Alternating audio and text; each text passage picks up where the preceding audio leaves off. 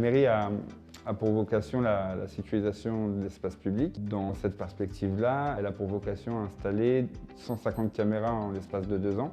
On récupère un historique de caméras de 90 caméras. C'est des caméras en Full HD qui tournent autour d'elles-mêmes.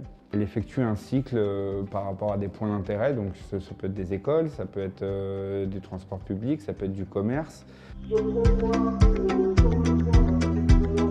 Actuellement, on est en phase d'élaboration finale du projet avec le recrutement, la formation des effectifs qui sont dédiés à ce sujet.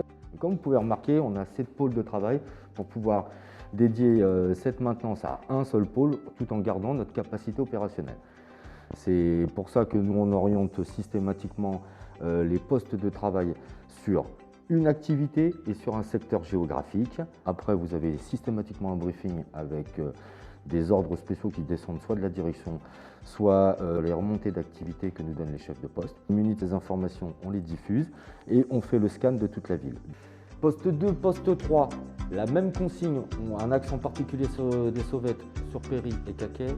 Et pour le poste 4, vous me faites les occupations de domaine public et tout ce qui est dépôt d'immondices sur l'ensemble de la ville. Ce qu'on vient rechercher en premier lieu, c'est ce qui intéresse le Dionysien quand il vient sortir de chez lui.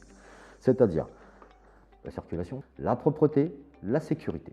Voilà. Pour l'instant, on a une lutte qui est assez dissuasive. Donc départ du poste en direction de la place du 8 mai 1945 pour une opération anti-vente de cigarettes. Au moment du déclenchement d'une intervention, nous on va solliciter des effectifs qui vont se rendre sur place. Et selon l'intervention et selon la topographie, selon les personnes qui sont présentes sur place, on n'intervient pas de la même façon avec une dame âgée qui peut faire un malaise, comme on intervient sur une agression avec 15 personnes. Donc en fait, on rationalise les actions des policiers.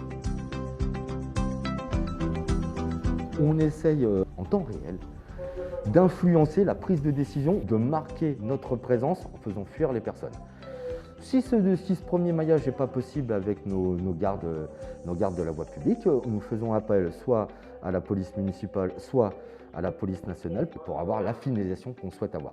On a cette action qui est simultanée et qui est commune à ces deux entités du même service. Donc effectivement, vous avez assez régulièrement des actions qui donnent de la prévention, mais de la répression par des verbalisations, parce que il faut donner aussi un sens, la prévention autant que possible, la répression autant que nécessaire.